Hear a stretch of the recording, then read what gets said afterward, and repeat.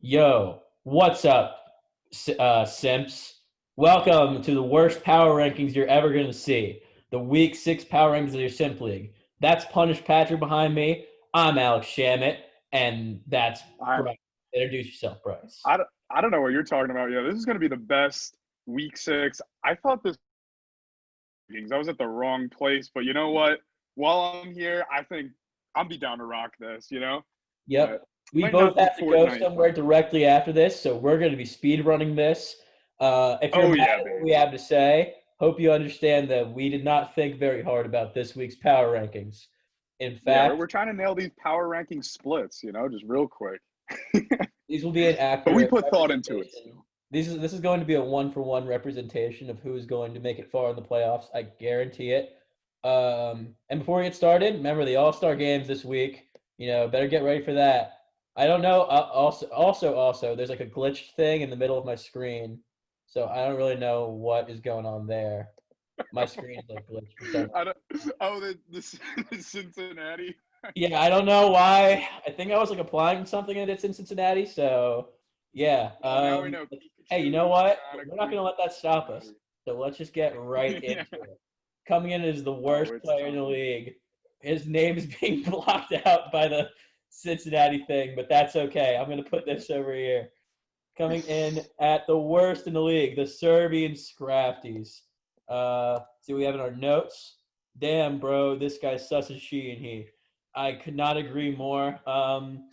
In reality, I think mostly what happened in this one is that he got destroyed by Trick Room. I think Yep. most of his Pokemon died to Trick Room, and by the time Trick Room was down, he was down in Pokemon 3 to 6. So Yeah. it was But Garbodor, yeah, always oh yeah, yeah. right? Yeah, it was. It was. But always credit where credit's due. I think him saving Cinderace for the end in case he needed it was a really good idea.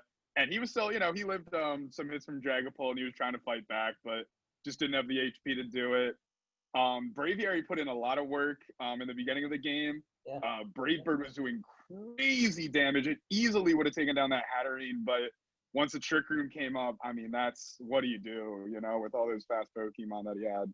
So Yep, and Okan does that. Okan always brings out like the interesting strats, so you never know what he's going to bring. And Matthew generally is the kind of guy to keep it simple. I'm not even saying it's a bad thing. That's what I like doing.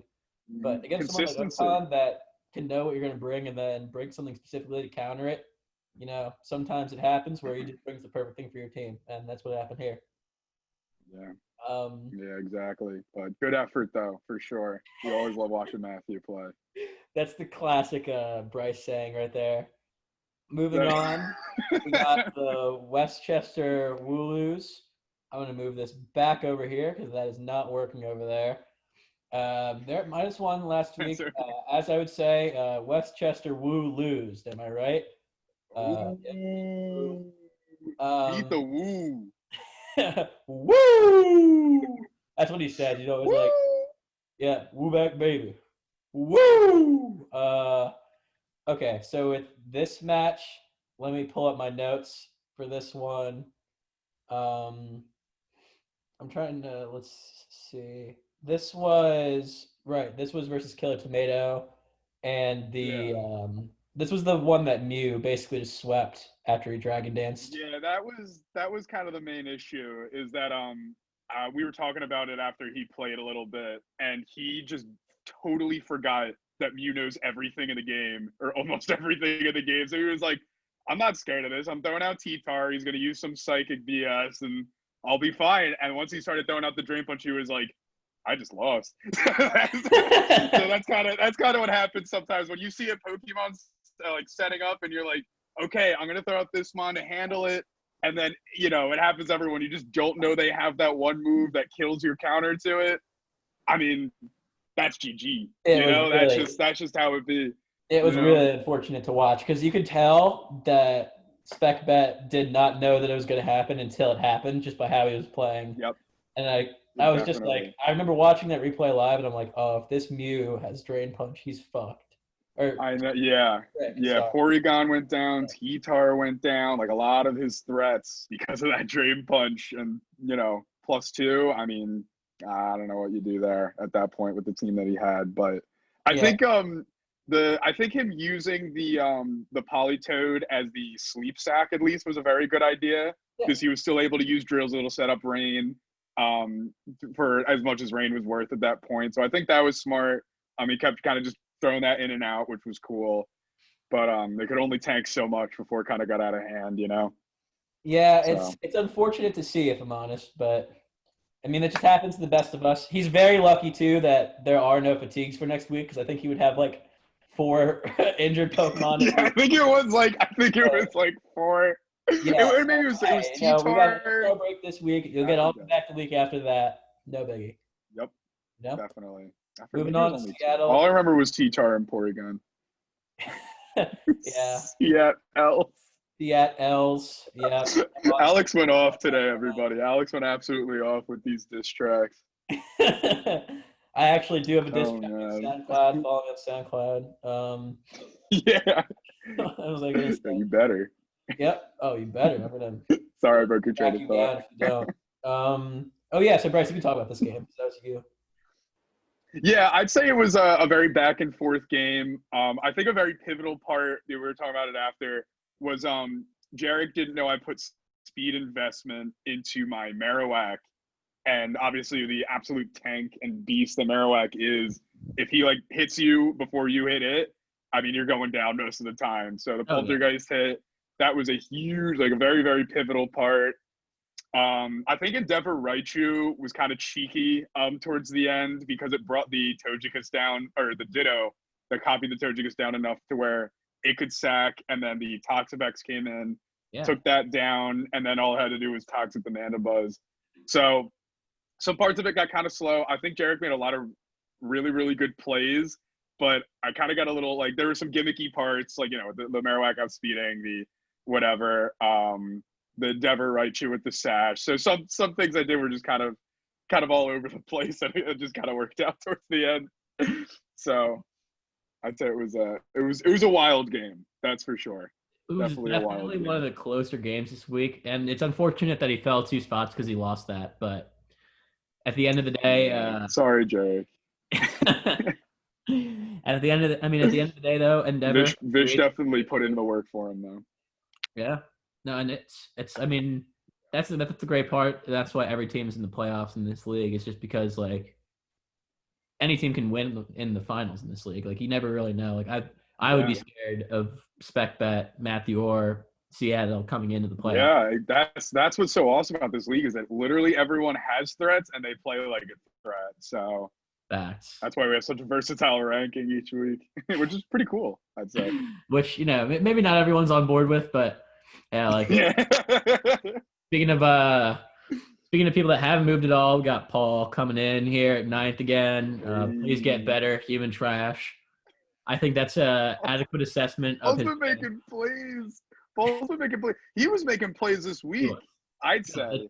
He definitely had a very successful trick room set up. The thing about Ryan is that his entire team is so fast. Like, I don't think he has anybody below like a certain speed. His entire team is incredibly fast, and so trick room is going to work really well against it. Definitely. You know what I mean? So trick room on Porygon was a great idea. Definitely netted him like a lot of momentum in the game. Yeah, Paul, he really demonstrated how much of a threat Porygon 2 is offensively and defensively. Like sometimes you just feel like there's nothing you can do with it. Just so thick, and with that download, it hits. It hits hard. I was about to say, especially with download, it takes like an extra play to tell who you're going to bring it in on and like kind of judge. Like it's a lot more strategy to switch into something that you know you're going to get the right download on, which I think is like it showed a lot of skill. I honestly probably would have had Paul a couple spots higher, in my opinion, but that's just how it be with these rankings sometimes. You know, it all depends on what the people are. Yeah, right. Sometimes the council's all over the place, but you know, I think Paul's been doing a great job, though. Fantastic job. He's been doing a lot better. He started out the year slow, but I think he's 2-0 since then. So he's coming back. Yeah, he's coming back. They're ready. Paul's So top next, 3 by the. please don't be angry with us, Ryan. I know you're back down in the 8 to 10, 11 section, but I mean it was a decent game between. Sorry, I just freaking No, choked. you're good. No, I know exactly what you're saying. It was It a decent game was. between him and Paul. His team is just so fast that Trick Room is definitely like a major counter to it. Yeah, it kind of drew a lot of parallels to O'Connor Matthews' game, right? To where Matthew initially dominating with his speed, dominating with his power, and right when Ocon brought out a mon that not only had Trick Room but could take a hit, then the tables turned. And I think it was even more so with Porygon, just because Yeah. it barely took anything after it set Trick Room, and that's just hard to get back at. Oh yeah, well, Porygon is such a great wall too. Like Porygon is a great. Yeah. Whenever I had it, I would always use it as one of the better walls in the game. And knockoff is a lot less prevalent in this generation than other generations, which leads it to being even better. It's Yep. Porygon 2 is definitely one of the more underrated mons in the game, and I think the Charleston Charizards found that out this week. I wouldn't worry too much about the team. It's still a very fast team. As long as you don't get Trick Room, that's usually not going to be a problem like it was this week. So that's why we only moved them down 2. But yeah, at the end of the day, just a bad matchup. Happens. Yeah. That's how it be in Pokemon for sure. It was definitely more Paul doing well than Ryan doing bad. If I had my say, I probably would have put Paul ahead of Ryan, but that's just how it be sometimes. All right, next. I think it was a very good game. The Hartford Hustle with the. Oh, I didn't even mean to put that other text there. I don't know what that is, but I don't know. my main bullet point would be this. That's pretty much. That makes it even better, though. That's pretty much all you really need to know from what I've gathered from their match this week. Bryce, you could expand on it. I think it was. Wait, I just want to make sure I have the names right. That was who Spence played, right? The Westchester Wooloos. Yes. Is that? Yeah. With Durant. Okay, I just wanted to make sure. Yep. But yeah, I think it was just very scary by the time. Wait. No, was that? Wait, no, the Mew was in Hartford. Wait. No, Wait, I think I'm getting it mixed up. Hartford. The Mew is Hartford. Okay, all right, never mind. I was confused. I was getting the names confused. Okay, it was against the Westchester Wooloos. So yeah, pretty much what we were saying before. The Mew was pivotal in terms of how much kind of a lead the Hartford Hustle gained as time went on, and it was really able to take a lot of hits from the Westchester Wooloos offense initially with that Swift Swim Bear Tick, which actually I completely forgot Bear Tick had Swift Swim until this week. I was like, yeah, why is he so fast? And I was wondering what was going on there. Has that ability. I was like, why does he keep saying Bear Tick in the rain? And I'm like, oh. Yeah, like what? Every Swift Swim user makes sense except Bear Tick. Like well, no, what? Polar Bear maybe really fast actually. Do they canonically swim fast? Okay, yeah. Never mind. All right, that makes more sense. Okay, never mind. But we already got the generals of this match out of the way in the first one, so let's move on to Bryce. Fat ass be tripping. Maybe use Blue Apron and use the code S.I.M.P to get 15% off first month. That is true. Always. Blue Apron. I got the deals. I got the sponsorships. But Bryce, you can talk again about your match with Red just briefly, and then we can move on. All right, that sounds good. Pretty much. I don't know what else more. There's this. I'm trying to think of other kooky stuff that happened, other than the whole Marowak deal. The switch to Ditto after the Marowak kill on AG Slash was very smart because it was. I actually never asked, but it was most likely Choice Scarf, so that was just going to outspeed it every time. Yeah. Meowstic actually put in a lot of work with screens. Made it kind of hard for me to just get that consistent damage on him, especially with my special attackers, because I think it was only light screen for the most part. I don't remember. Oh no, I think it did light screen and reflect towards the beginning. But yeah, so there was that. Dracovish was very scary. I ran max def on Togekiss again, just because like it seems like it's been doing more work than It has. It lived the Fish's round. It did very, very different. So I'm happy that. All right, I think Bryce is just. I think Bryce is canceled for the day. So I'm just going to move on with his deformed face staring at me. Number 5, we got the Kansas City Keldios with Punish Yewin. Yewin's kind of been on the slide recently, winning his first 3 and losing these last 3. I can't tell. Okay, I guess we're back. I don't know. Okay, I have honestly no idea what Did I cut out? What's it? Yeah, you did. But okay, well, we're running low on time anyway, so we got to kind of whip through these. Yeah. We'll speed run. Yeah, Kansas City Keldios. I kind of forget what happened in this one, if I'm honest. Punish Yewin. I'd say the MVP between. Okay. You got it. Yeah.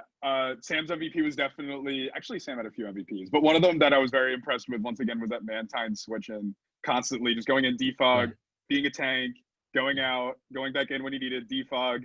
So that was a really good job. And the problem with the mill tank too is that anytime he said his stealth rocks, Mantine could just switch in for free and he couldn't do anything to it. So it was basically like he couldn't even do anything with the stealth rocks. Exactly. Yeah. So his plays once again with Mantine were great. His confidence was so evident against Scolipede when he switched out to Dragology. He was like, I'm gonna set up my spikes. The toxic's gonna be annoying for you afterwards. I don't care if you kill the Dragology, because I got this Sash Weavile on the back. So that was like, you could just tell that he knew what was going on after the Dragology dive, because he just had that Sash Weavile. I think the Scolipede was at like &3 for both speed and attack by the time he switched out, but obviously Scolipede just had to hope that he missed a Draco with Dragology. That is insane though. Dragology was at like 33% special attack and he was still killing the sub. Yeah, and it still killed the sub, which was crazy. Yeah. Actually, now that you mentioned that is crazy, because I was just like, oh, Draco's strong, and I was like, wait, this is like -3 at this point. Yeah, that means that's at or -2 or whatever it was. So that's a good point. So, yeah, that was pretty clutch. Moving on, we got the Winsor Wigglytuffs. She lost to me, which is like obviously understandable. I'm the best player to ever play the game. But no, for real, it was a tough matchup just because like Tentacruel couldn't really do anything to Scizor, so I could basically just free switch in and then get momentum with U-turn because I was slower than it. And then having 2 Earthshifus on my team, especially with both having priority, was kind of an L for Zeraora because every single Pokemon on my team either had priority or was choice scarfed, other than Torkoal, which could take a hit from it. I think I prepped better than usual for this week, and there wasn't too much she could have done. I didn't notice any misplays against me in general. The only problem really is that her main speed Pokemon is Zeraora, and you don't really have to worry about anything speed-wise other than that, and I think that's why I was able to plan for it so well. So I think that's generally what happened there. Moving on to Buka. Wow. What can I say, dude? Congrats. You beat a 14-year-old kid. Really hope you're proud of yourself, Okan. Really hope that you took that one to heart. Really hope you have a better day now because you beat that 14-year-old at a game of Pokemon. You piece of human garbage. Moving on. We got Cam and Crookbats. Just kidding, Okan. I love you. Just kidding. Cam and Crookbats. Number 2. Follow me on LinkedIn. I'm John Shamit on LinkedIn.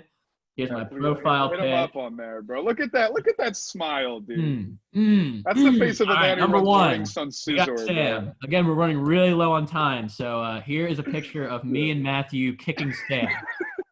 That's him right there on the ground, and we are kicking him.